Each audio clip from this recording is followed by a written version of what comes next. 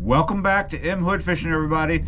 It's a package. It's a fan mail video. Yeah, you're right. This one's coming from Maryland, from Lionel Newsom. Yeah, you're right. Let's open it up and see what's inside.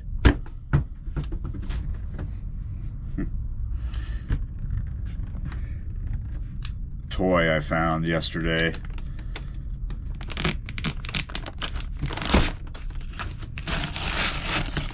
Okay, I was out last night on the river. I started before 4, got the lines wet around 4:20. I don't, no pun intended there, but that's how the time fell. So I was there for a while. The river is caramel colored, chocolate milk really, right? Water is very, very cold. Current is very strong. It was over 12 feet last night, and it is still over 12 feet today. Very windy today though, but last night, well, I would say in the beginning of the session yesterday, it was not windy, but it became windy. Had one bite but no hookups. Sat there for almost 4 hours as the temperature dropped. It was a nice warm day, but there was a front, right? There's a front that came in a little bit last night, and it's going to be more significant tonight. Like I said, it is windy right now. I don't know what to do. It's the afternoon right now. I'm trying to come up with a good idea, but it's pretty windy everywhere, and the temperature is going to drop. It's in the 60s right now out there, but it's gonna go down to 45. Yeah, so yesterday's failed video was a preliminary investigation. Ooh, you hear that bass? I swear, this is like the worst bedroom I've ever had for noise. Yeah, it's just almost 24/7 loud traffic noise. Sometimes you get a calm bit of time and it's okay, and you can actually fall asleep without being interrupted. But then all of a sudden you start having nightmares about traffic and other things such as that because it's loud. So yeah, I woke up today feeling a bit under the weather because I was out in it last night a little bit. Hopefully something else happens. Hopefully I can go fishing. I want to go fishing, but this might be it for today, this package. But I am so appreciative to have a package to open today. I wonder what's in it. We got the paper off. I'm going to put the paper to the side. Knife again.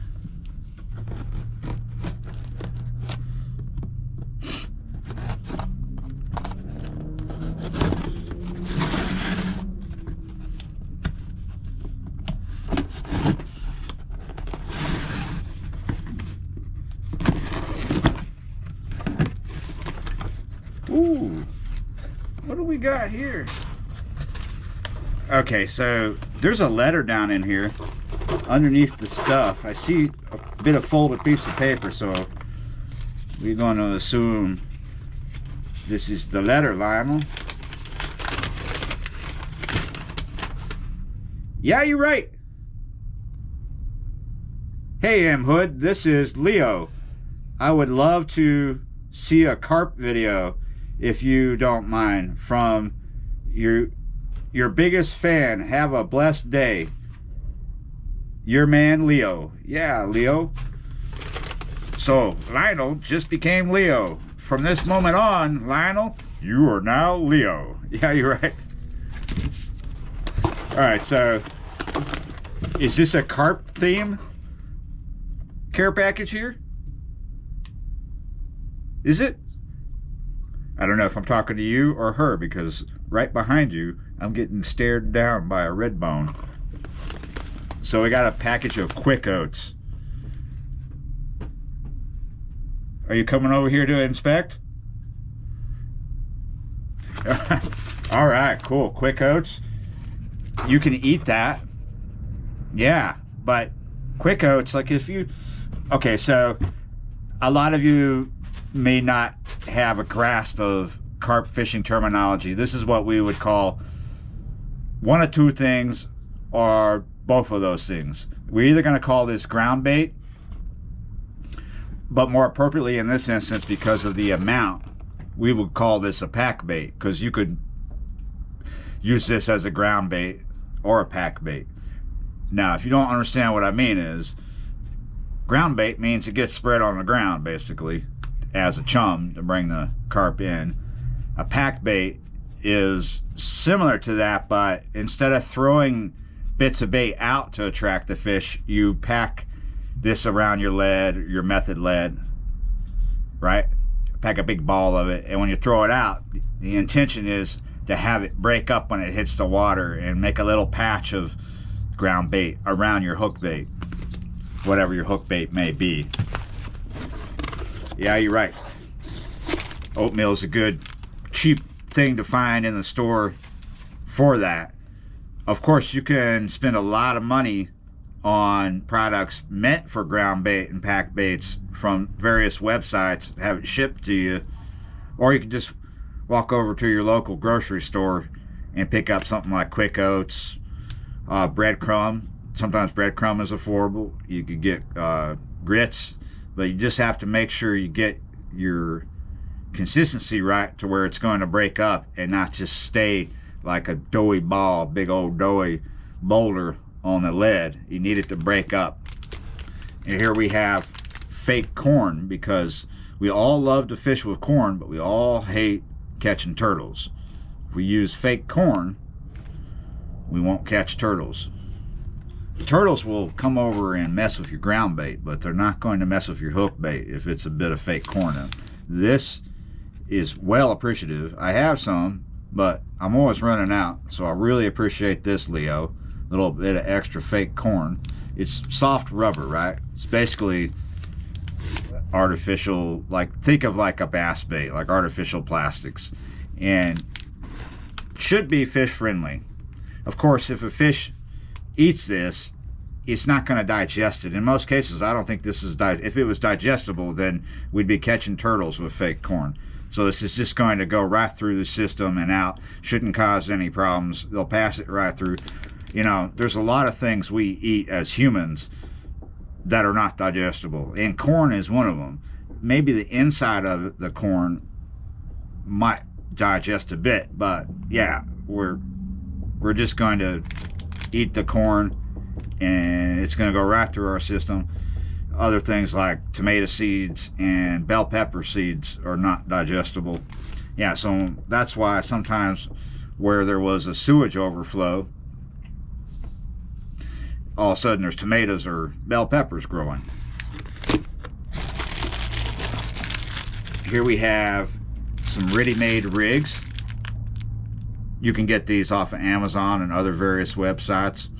I like to use bigcarptackle.com. Not so much for ready-made rigs. I usually tie my own, but I do have some, and now I have some more. Thank you very much, Leo. And this comes with a bait threading needle here, as well as, oh, I am loss of words here. The bait plug, or not, bait boilie stopper. For when you're putting a boilie or some feeder corn or fake corn on the hair rig. You put this in the back end where the loop is, and then it stops your bait from slipping off the hair rig. Bait stopper, boilie stopper, whatever you want to call it. So here we have some other rigs. You see, these handy dandy pre-tied up rigs are fairly fancy. See, they got knot protectors down here on them, and they're snelled. A hair rig is basically a snell knot without cutting the tag end off, and you have a loop at the tag end, right? And a bait threading needle is so you can thread the fake corn under the hair rig or the boilie, whatever you're using. We have some other pre-tied rigs. Now all these rigs you sent, Leo, I see the hook sizes are varying. You got different sizes here. You got it saying number 11, number 7. and different ones over here. One thing that just drives me crazy and is a pet peeve, there is no such thing as a universal sizing scale for hook sizes amongst companies. There's no universality. They do it all different. So at the end of the day, me telling you what a hook size is almost means nothing unless we know the company. If you know the brand, then you understand what I mean when I say a size 6 octopus hook by Gamakatsu. Now, these companies are probably not that well known unless you're spending a lot of time buying this stuff.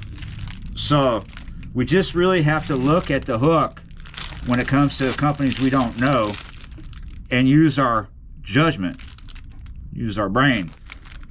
Is that the right size? Is that too big, too small? And finally, yes, method leads. I have some, and now I have some more. Thank you, Leo. Got various sizes. Now, a lot of times when you're buying stuff like these method leads and pre-tied rigs and other bits and bobs from the carp world, it's going to be on the metric system, right? Weighed by grams. Do I have that upside down? I do. So you see right here, all the weights are listed, but in grams. See the G? You got 30 gram, 40 gram, 50 gram, 60 gram. I am not that proficient in the metric system, but I may be more than others, but I don't feel proficient at all. I just use my personal judgment again when I pick one of these up. I bet you these are going to be going from like ½ ounce up to possibly 2 ounce, maybe a little less. One thing you got to remember is you're going to be packing bait onto these, and that's going to make it heavier initially when you put it out. And you just need enough lead to where it's going to stay on the bottom, depending on the conditions you're fishing, like current, if you're fishing current. I have method leads that are much bigger than this. These I would generally use for a place with not much current. Like, I don't like using these particular sizes of method leads in the Mississippi River because of the strong current, unless I'm on a part of the river where there's like almost no current because it's a bit of a backwater, right? But around here, I don't tend to use method leads on the river. I do use them sometimes on the ICW, but close in, not out where the current is strong, unless I'm using the massive method leads that I have that tend to be more expensive. Method leads that are for strong current are going to be huge. They're literally like going to be 3 ounces, right? And they're always going to land like this with the bait up, right? So if you get these, remember, no to little current is where they're going to work the best. Pretty awesome. And now this right here, you might be wondering what that is. That is the mold. You can use your hand to mold your bait onto here, or you can use the mold that they provide you. Not all these molds fit other method leads. One thing you have to keep in mind. So if you have a bunch of different, if you have method leads from different brands in your box, they might not all fit one mold. If you think, oh, I'll just bring one mold to save room, not necessarily going to work that way. But after a while, I just forget about these molds, and I mean, maybe it's for the sake of time or whatever, or I'm just like, don't really need it anymore, because you build up judgment after having experience, after getting your hands wet, going out there and fishing.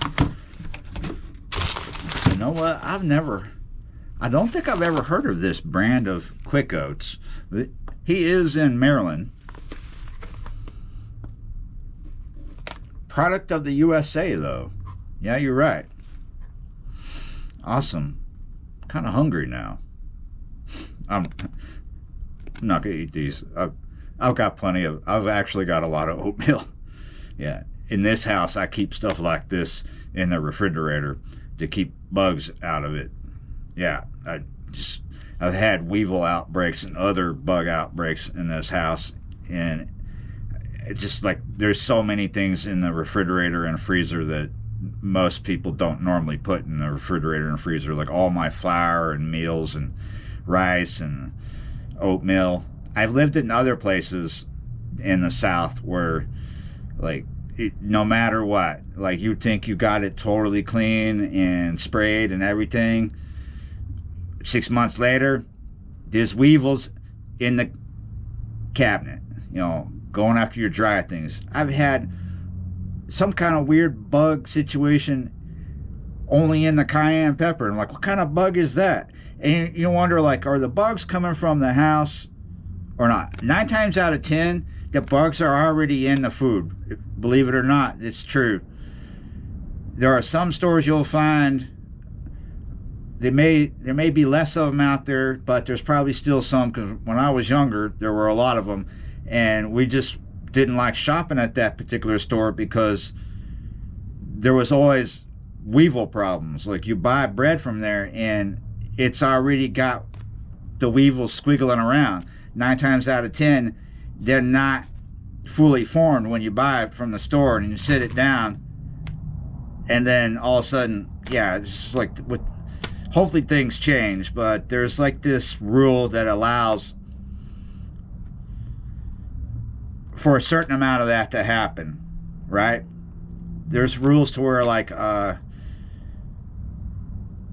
you could have so many parts of bug parts in your food and it's okay, and it's true. It's just kind of weird.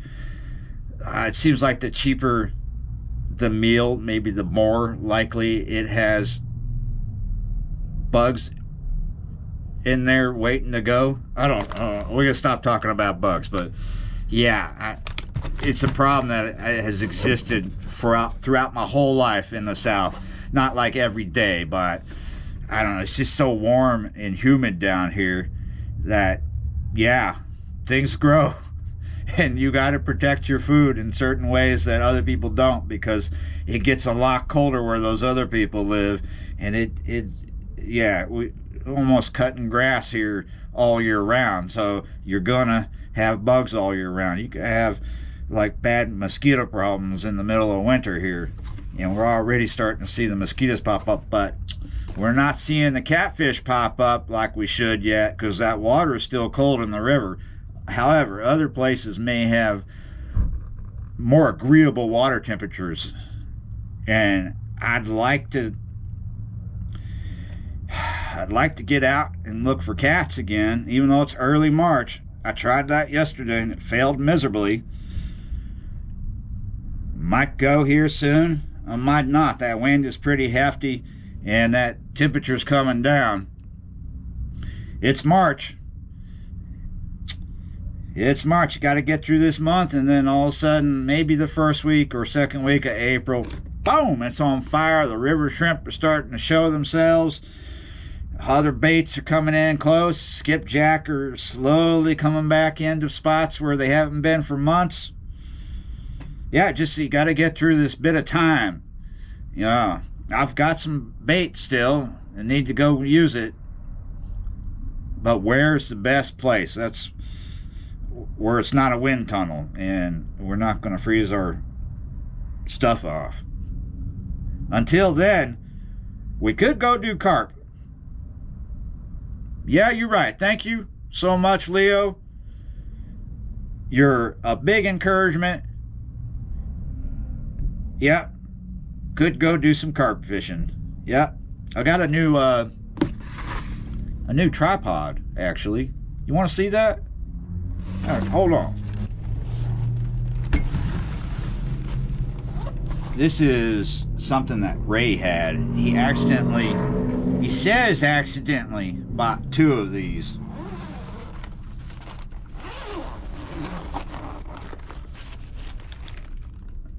This was a trade.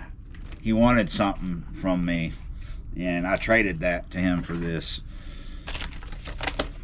I have a pod already, but this is a different one.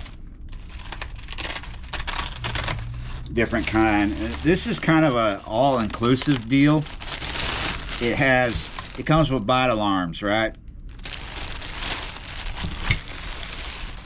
Now, why would I do a trade for a pod if I already have a pod? I like this one better. It's easier to set up. This is brand new. Obviously I haven't unwrapped it yet.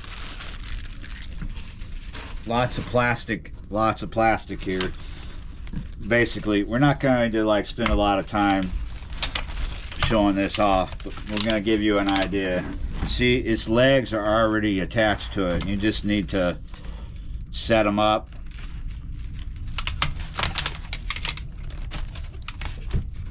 You get the idea. This is something you would use for a place where you can't get bank sticks in the ground. And this, okay, so this is the base of it, right? Really, I don't want to set it up right here because I just don't have the room and I don't want to take too much time. It comes with 3 bite alarms. These are inexpensive ones. They look a lot like the ones I have. So this is your rod rack right here. There's going to be 2 of them. One for the front and one for the back. You screw your bite alarms on to the front, and then your rod rest should go on the back. Here's the second rack. I don't know if I'm using the correct terminology, but you see these screw onto the base of the pod.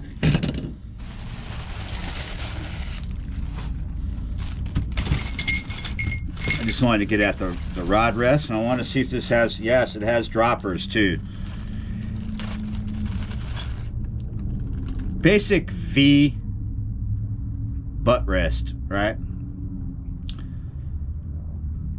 That's pretty cool because that means it can accommodate different styles of rod butts, from your typical narrow, skinny carp rod butts to any kind of conventional rod butt, because they all come in different diameters, right? Different diameters. All right, so we'll put those away. So these are handy when you're fishing somewhere where the ground is too hard to put a bank stick in, or it's concrete, right? And this is, they're basic droppers. Now,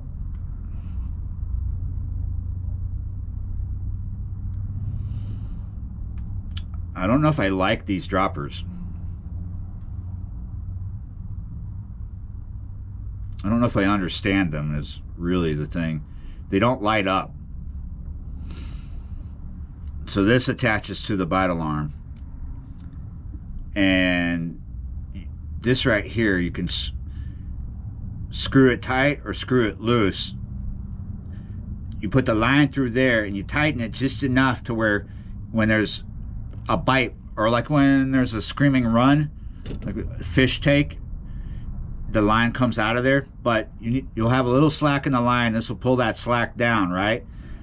This helps you to see those drop back bites. Like when you get a slack line, when this drops a little bit as you're sitting there watching, if it drops a little bit, you just had a slack line. You had a drop back bite, you know, slack line. Why do I not like these? Because I don't think they light up. Like there's no battery here, there's no light in here. This is just a clear tube, right? Yeah, it's just a clear tube. I like the ones that light up. They plug into your bite alarm. We could actually use my bite alarms on this pod here instead of their bite alarms, because my bite alarms have droppers that plug in and they light up, so they're gonna flash and stuff. And when you get a drop, and it's nighttime, right, you're gonna see that. You're gonna see that drop back bite because the dropper has a light on it and you see it go down. I don't think you're gonna see these so much at night. I might, because I'm probably gonna be running light, right? But not everybody is fishing with a ring light, because not everybody's a YouTuber. There's a lot of YouTubers these days. There's a lot of people filming their whatever they're doing, not just for YouTube. There's other platforms. You know, there's even people doing stuff about carp on TikTok. Yes, I don't really care about TikTok, but it is a reality. There are other platforms. Okay. Yeah, you're right. Very encouraged.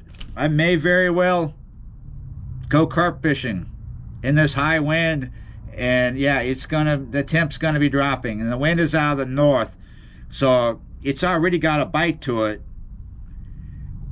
Yeah, it's not going to be like right at sunset when it's at 45, but it may feel like low 50s, high 40s at sunset because of the wind speed. Just got to pick the right place to where we're fishing out of the wind, and maybe we can have a fire. Maybe we'll just fire up this studio that we're sitting in, and you might, before this video goes live, you might see me go live on another channel, because it kind of, I don't know, I'm torn between fishing and music. Yeah, maybe do something with the reel-to-reel, or I don't know, some kind of jam with the guitar and some other things. Or we're gonna go fishing, or we're doing nothing but sleeping. I don't know. It's that kind of day. It's March. Hey, but I tell you what, I'm very encouraged. I enjoyed this package, Leo, and I am ready to enjoy this cup of tea. So I gotta say this: thanks for watching, liking, sharing, commenting, being a member of the channel, being a subscriber, and being a good person. Be good to your neighbors. Yeah, you're right. See you next time.